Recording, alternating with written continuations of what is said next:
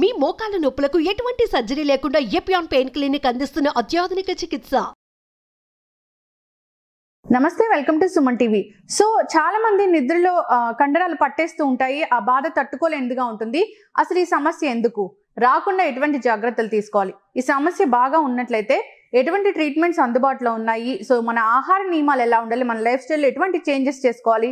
So ఇలాంటి వివరాలు అడిగి తెలుసుకుందాం. ఈరోజు మనతో పాటు ఉన్నారు ప్రముఖ న్యూరో సర్జన్ డాక్టర్ రంగనాథం గారు ఫ్రమ్ సన్షైన్. నమస్కారం డాక్టర్. నమస్కారమ్మా.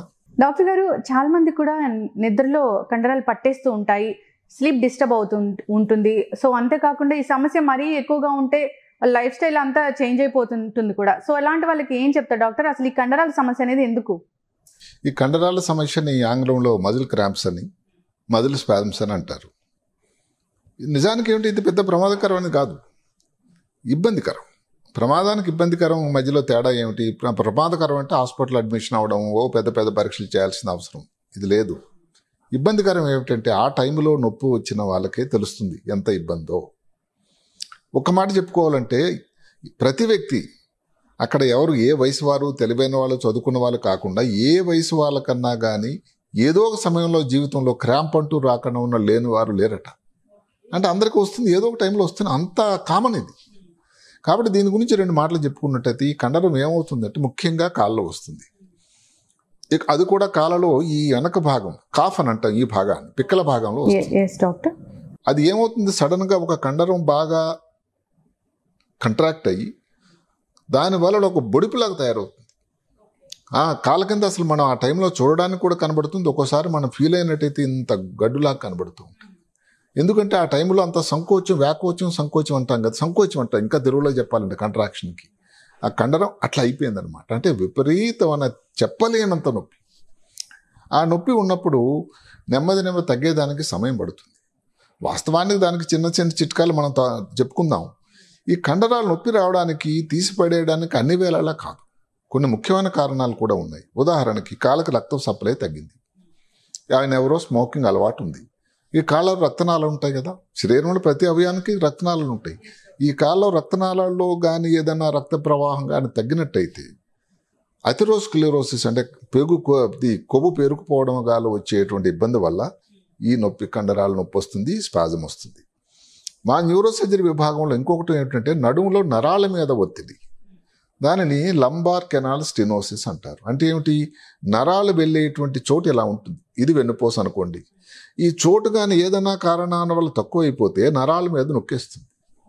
ఈ ఇబ్బంది ఉన్న వాళ్ళు ఏమిటంటే, ఒక పాతకాలంలో 4-3 కిలోమీటర్లు ఈజీగా నడిచినట్టు వ్యక్తి ఒక కిలోమీటర్కి ఈ మధ్య కాళ్ళ నొప్పి రావడం, కాలు ఆగిపోవడం, ఈ కాళ్ళ స్పాజం రావడం, కండరాల నొప్పి జరుగుతూ ఉంటుంది. అలాంటి వాళ్ళని కూడా మనం క్షుణ్ణంగా అబ్జర్వ్ చేయాల్సి ఉంటుంది. ఇంకా అన్నిటికంటే ముఖ్యంగా ఏంటంటే, శరీరంలో కొన్ని లవణాలు ఉంటాయి. పొటాషియం అని, కాల్షియం అని, మెగ్నీషియం అని, కొంతవరకు సోడియం అని. ఇవన్నీ చాలా ముఖ్యమైన లవణాలు. మనం తీసుకునే భోజనంలో ఇవన్నీ లభ్యమే ఉండాలి. ఈ లవణాలు ఏదన్నా కానీ కారణం వల్ల తగ్గినా కూడా ఈ నొప్పులు రావడం సహజం. ఇప్పుడు అందరూ కూడా జిమ్ ఓరియంటెడ్ అయిపోయారు, ముఖ్యంగా కోవిడ్ వచ్చిన తర్వాత. సో అందుకని అక్కడ ఈ సడన్గా ఎవరు అలవాటు లేని వాళ్ళు కానీ ఎక్సర్సైజ్ మొదలుపెట్టారనుకోండి, ఇంకా వచ్చిందంటే కాళ్ళ నొప్పి ఇంకా తగ్గేదానికి చాలా టైం పడుతూ ఉంటుంది. అదే కాకుండా ఈ ఎండాకాలం వచ్చింది, సమ్మర్ వస్తుంది.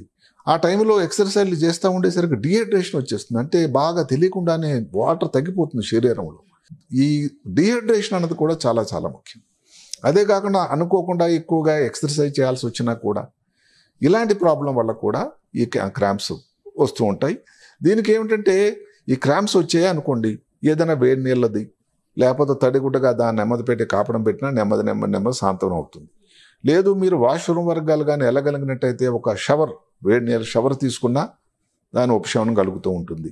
చిన్న ఎక్సర్సైజులు అంటే ఇప్పుడు కాళ్ళలో కానీ వచ్చినట్టయితే ఈ కాళ్ళ పాదం పైకెత్తి కిందకెత్తి కొంచెం నెమ్మదిగా, ఆ టైంలో చెప్పడం కష్టం, అది చెప్పినంత సింపుల్ కాదు. అది ఒక పక్క నుంచి నొప్పితో ప్రాణం ఎగిరిపోతుంటే ఇవన్నీ చేయడానికి దొరుకుతుందా అంటే కాదు.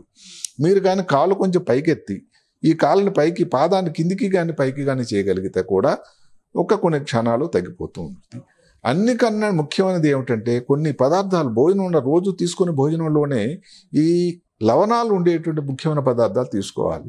ఉదాహరణకి మనం తీసుకునే అన్నింటికంటే మంచి లవణాలు ఉండేటువంటిది ఇప్పుడు పపాయ ఉంది, తర్బూజా ఉంది, వాటర్ మెలన్, లేకపోతే ఈ గుమ్మడికాయ ఉంది, గుమ్మడికాయలో ప్రశస్తమైనది కాల్షియం మెగ్నీషియం లవణాలు ఉంటాయి. ఎనీ గుమ్మడికాయ డాక్టర్? ఎనీ గుమ్మడికాయ కూడా. అలాగే చిలగడ దుంప అంటారు, ఏది స్వీట్ పొటాటో అని, నిజానికి మామూలు పొటాటోలు కూడా ఉంటాయట, అదేం తప్పేం చేయలేదు. ఇట్లాగే ఇప్పుడు బనానా అన్నిటికంటే చీప్ అండ్ బెస్ట్. మీరు చూస్తూ ఉంటారు ఇప్పుడు ఈ అథ్లెట్స్ అందరూ కూడా, క్రీడాకారులు మధ్య మధ్యలో ఆగినప్పుడు ఈ బనానాలు తీసుకుంటూ ఉంటారు. ఎందుకంటే దానిలో ఉన్నటువంటి లవణాలు 3, 4 ఇంత అంతా కాదు. అలాగే మిల్క్ తీసుకోండి, లేకపోతే ఆరెంజ్ జ్యూస్ తీసుకోండి, బీన్స్ ఉండేటువంటి పదార్థాలు ఎక్కువ సేవించండి.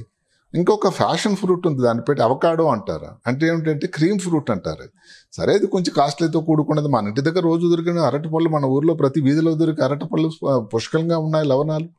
కాబట్టి ఏదైతేనేమి క్రాంప్ అన్నది ప్రమాదకరమైనది కాకపోయినా పరీక్ష చేయాల్సి ఉంటుంది.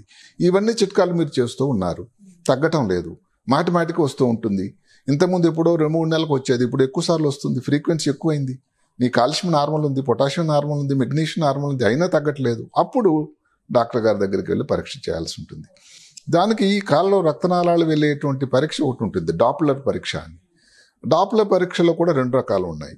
ఏమిటది? రక్తనాళాల మంచి రక్తం తీసుకెళ్లేటువంటి రక్తనాళాలు, చెడు రక్తం తీసుకెళ్లే రక్తనాళాలు. ఈ కష్టం ఏదైతే ఉందో మంచి రక్తం తీసుకెళ్లే రక్తనాళాల్లో ఉంటుంది. దానికి డాప్లర్ పరీక్ష చేస్తే రక్తనాళాల పరిస్థితి, స్థితిగతులు ఎలా ఉన్నాయో తెలుస్తుంది. దాంట్లో కానీ ఏదైతే కొవ్వు పేరుకుపోయి రక్తనాళం బ్లాక్ అయిపోతూ ఉంటే దానికి కొన్ని పరీక్షలు చేయాల్సి ఉంటుంది. ఫర్దర్గా అవసరం వస్తే ఏదైనా శస్త్రచికిత్స కూడా చేయాల్సి ఉంటుంది. ఓకే. నరాల మీద నొప్పి ఉన్నట్టయితే, నరాల మీద ఒత్తిడి ఉండేటట్టయితే, నొక్కడం కానీ ఉండేటట్టయితే దానికి ఎంఆర్ఐ పరీక్ష చేయాలి. ఎంఆర్ఐలో నరాల మీద ఎన్ని దగ్గరలో ఇబ్బంది ఉంది, దానికి ఏం చేయాలని డిసైడ్ చేసి అప్పుడప్పుడు శస్త్రచికిత్స కూడా అవసరం పడవచ్చు.